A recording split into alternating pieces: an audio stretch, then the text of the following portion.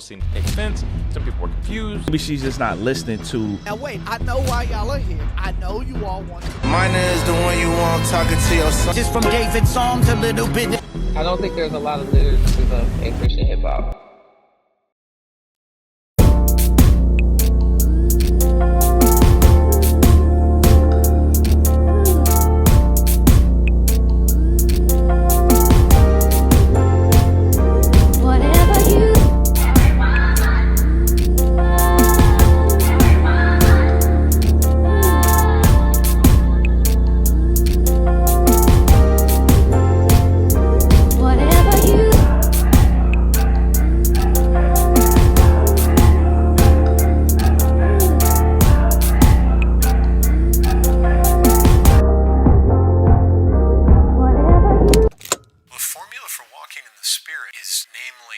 It is to absorb your life with Christ and faith in Him and trusting. So I feel like it's been a while since I've posted anything on this channel. Really, it kind of feels like I've been away from you guys for quite some time now, looking back at things. But in reality, that really isn't the case, I find. It was just back last month in June that I had posted a reel on this channel. But in the grand scheme of things, it feels like I haven't really posted anything here in a while. Since my last video, like about 4 months ago or 5 months ago. Earlier on in the year, I had the goal of going into this year with like balancing out the content and really trying to, I guess, like go back and forth between the YouTube stuff and the Instagram stuff with just like the stuff I have on there. But over time, I think I got to a point where I gravitated a little bit too much on like the Instagram side of things. And I would still post reels here, but even then I wouldn't post all of my Instagram reels onto here just because I thought some of them I just didn't think would make sense posting on here. But either way, I got to a point where it was kind of like, I think I drifted away from making content here. And I didn't want you guys thinking that like, I guess like this channel was dead or like I'm dead or something. So I'm still alive, still here. But yeah, no. So I figured like addressing that was definitely key. But also because some of the topics that have been trending and circulating around CHH, I figured I could have made 1 minute Instagram reels and just like thrown them up there. But to be honest, for some of the topics that I've been waiting and holding off on, I know everybody's been talking about a lot of these different situations going on. I figured making a 1 minute reel just was not doing it justice, man. So I figured why not break it down here, you know, on the channel, man, and kind of just talk about what's been going on. But also because I think there's a lot of insight and perspective that like people really haven't tapped into and spoken on when it comes to like certain things, you know, for instance, regarding the Jackie Hill Perry situation. I think there's certain points that people are leaving out on the table we really need to get into just because I think it is an important topic. So I definitely wanted to like get to that. But for the next 2 or 3 videos, you know what I mean, I definitely wanted to like break things down and not put it in like a 1 minute reel for you guys or anything. And also, you know, I know you guys love the videos. I know some of you guys don't use Instagram, man. So, you know, of course, gotta keep the content going, man. So, yeah. And I'm not dead. I'm still alive. Hey man, the whole Jackie Hill Perry, bro, the whole situation, I'm not gonna lie, it feels like it was just, like, guys, you can't tell me it was just a month ago that you guys were opening her with open arms when she signed to Reach Records, while on tour, and she dropped like a single, I can't remember, First Drop, that was a single, First Drop. I mean, like, you guys can't tell me like you guys were so in love with her like a month ago, right?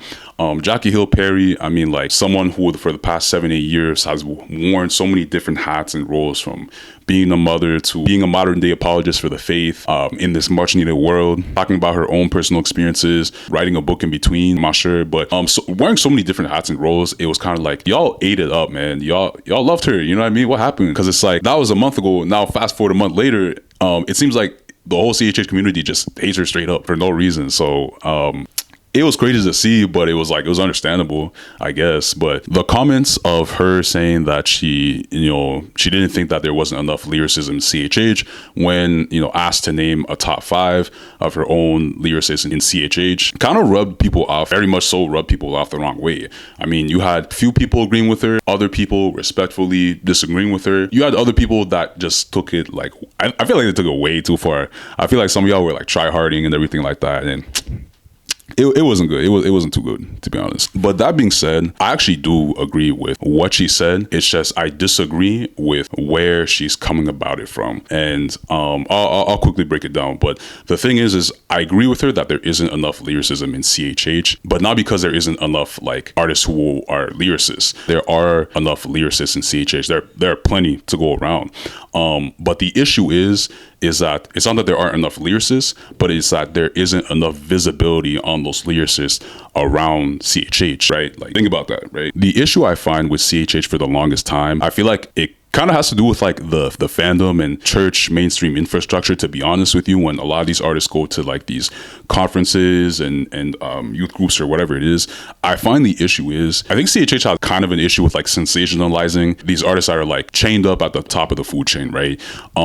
When they're like promoting their event, right? They want a lot of these artists to come out to their events or whatever it is, right? Because these artists are doing well for themselves. But then herein lies the issue, is that other artists that are like spread across the board, that are coming up in their own, you know, in their own right, they're doing well for themselves. The issue lies in that a lot of those artists, I find, don't get enough eyes seen on them, right? And I'll often come across this issue, for example, when it's like I'm online and like, I don't know, I'm on TikTok. I see it a lot on TikTok, where it's like, it might be, whether if it's like a Christian struggling to find new music to listen to, or just like, for instance, like somebody who just newly came to Christ, right? They're looking to switch over their old music that they were listening to, you know, newer music that's clean, Christ-like and everything like that. They put up a video, they're looking for recommendations, and this is where CHH shoots themselves in the foot, if you will, right? You will have people, fans commenting their recommended list of artists, but the issue is that they will recommend like the same recycled artists over and over again. And when I'm talking about like recycled artists, I'm not trying to put a negative spin or connotation to these artists. You know, I'll see a lot of comments of like artists that are often named throughout the comment section. It'll be like Lecrae, KB, Halvey, No Big Deal, John Keith. There'll be a lot of these artists that have done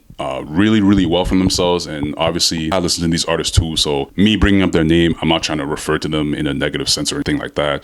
But the issue is that I think CHH will have this problem where like, I think it attaches itself too much or sensationalizes like a lot of artists that are like featured too much at the top of the food chain. And then it's kind of like, I just don't hear enough about like the artists that are kind of like at the, not the bottom obviously, but like, or whatever. Yeah. Like people that are like coming up or that are kind of like, you know, in that mid-tier level and they're, you know, doing well for themselves. A lot of those artists I don't see enough, like I don't hear enough about, right? And it's like to the artists at the top that are doing well for themselves, again, like, you know what I mean, they're playing their role. Lecrae, No Big Deal, Caleb Gordon, all these guys, whoever else you can think of that's like at the top, they're playing their part. They're putting out the music is being well received, receptive, and they're doing their own jobs as the artist. The issue is, I find though, is that like, I think the fan base, the infrastructure around that, I think shoots themselves in the foot, because they'll always go back to the like those same artists over and over again. Okay, time out. This is Future Me in the recording.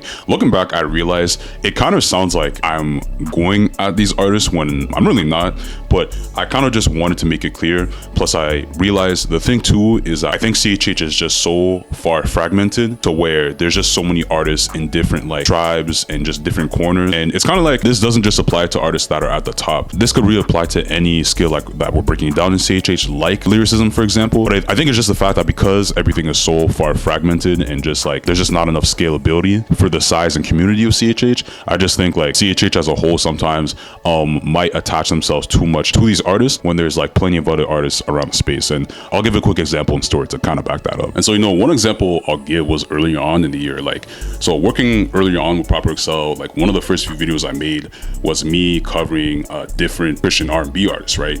And my goal and vision for that video was to make it from the perspective of like having a lot of eyes on different artists that aren't talked about enough around the space. And the thing is to my surprise, or not really to my surprise, but I guess like the goal was to add more visibility and talk to these artists. And I mean, like the video did surprisingly well. You know, 70,000 people liked the reel right off the bat. And it was like, it did so well that, you know, we came back around and we made a series out of it. And we did a second part and people enjoyed that as well, because the one thing, the common denominator I kept coming back to in the comment section was that people were looking for new, different artists to listen to, but it was kind of like because everything else, everything is kind of like spread out around with social media.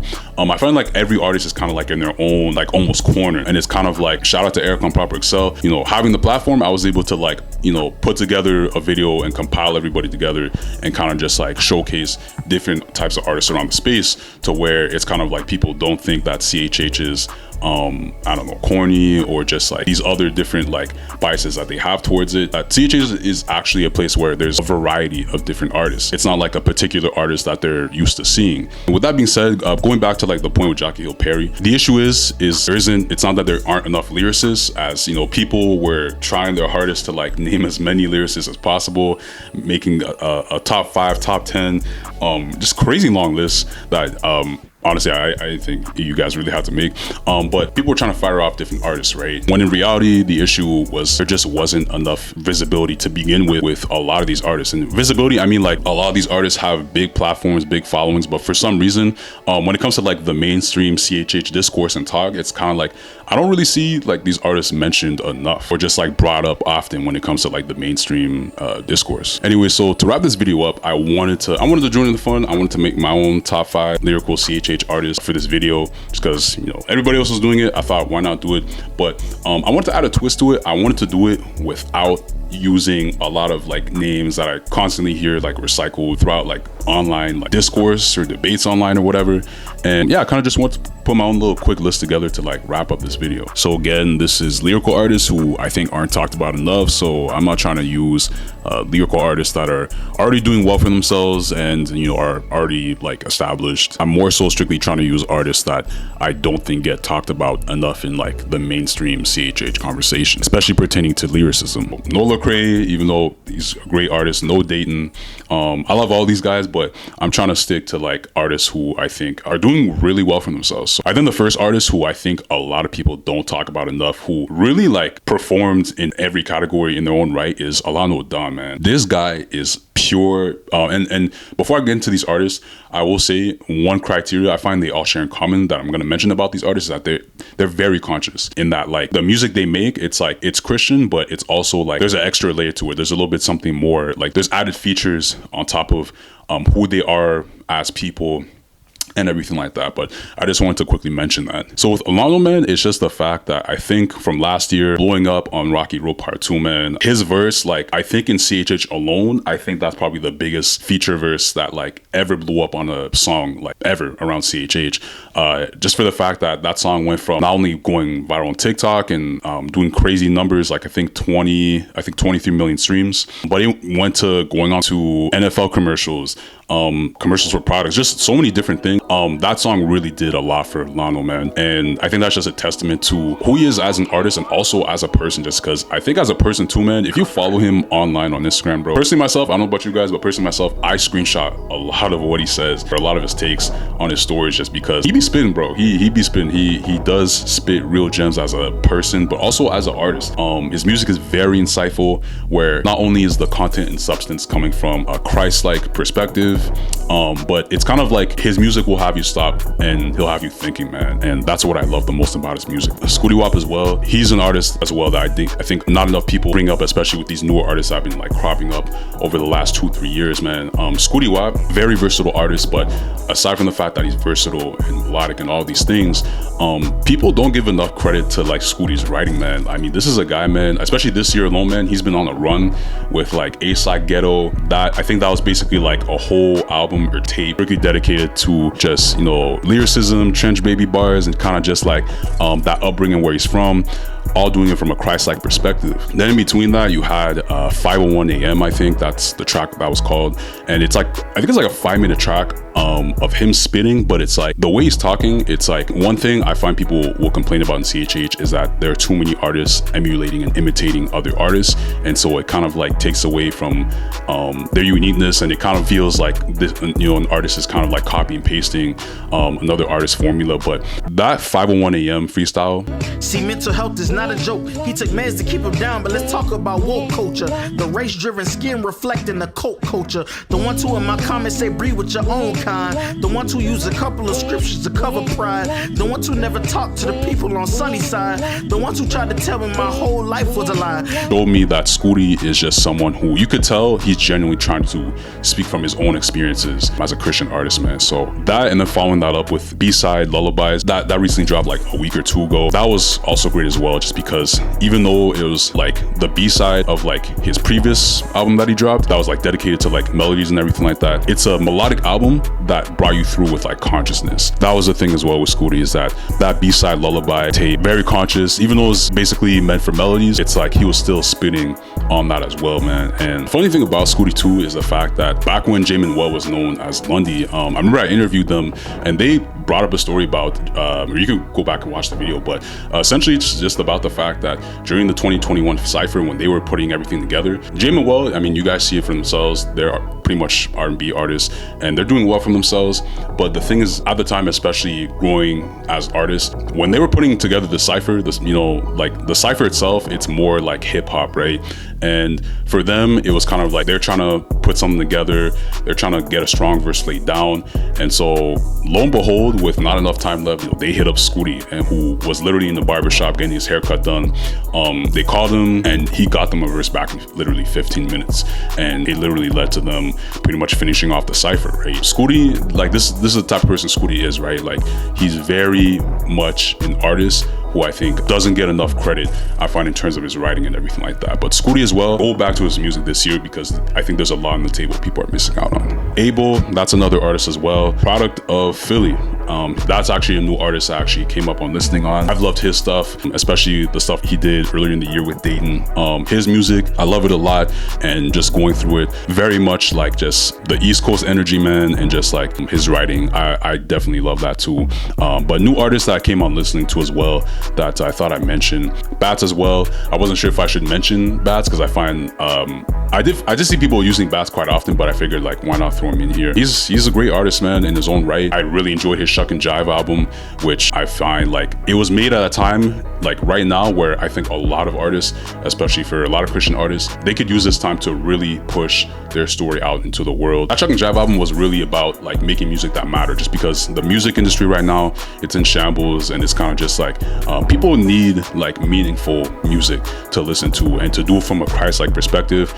Shuck and Jive was just like the right dose of that. I really hope he does get into more talks and everything like that, and like, you know, mainstream conversations. But yeah. And then lastly, because I actually got to go to work, but I will talk about him in a later video, because I know he recently dropped an album. But Paris, man, Paris Chariz, I feel like I've grown up with him, even though I don't know him personally. Like I grew up with his music like all throughout the years, and I love it. His song Pictures from the Polaroid album back in 2017, 2018. I've been listening to that song throughout the years, but it's kind of like Paris has a thing where it's like I will listen to a song and like a bar or a line will not hit me till years down the road, right? Like to this day, never been here for the shade, but I see right through them curtains. That was like a bar that did not hit me until like 4, 5, 6 years like into listening to that. And like that was like the craziest thing. Maybe to some people it's like, I don't know, maybe not the most insightful bar or anything like that, but for me personally, like that was coke butter cheese. And then arguably I think one of his best verses for a feature was on the Lowercase tape, when, you know, he talked about more wins than the LeBron team, I got more V's than the garage scene. Like I don't know, like that whole, like he snapped on that feature, man. But I'm pretty sure he's brought up about how he really does want to make memorable music. He's definitely that type of artist that I think he's trying to aspire to be, in part, in this whole music thing, man. But that's definitely an artist I want to mention as well. And yeah. But yeah, either way, guys, that is pretty much my list. That is my whole entire take on this situation. We'll get into like the other details of everything else in the next few videos, but I figured I covered this. Take care, guys, and we will see you next video, man. So yeah. Grow.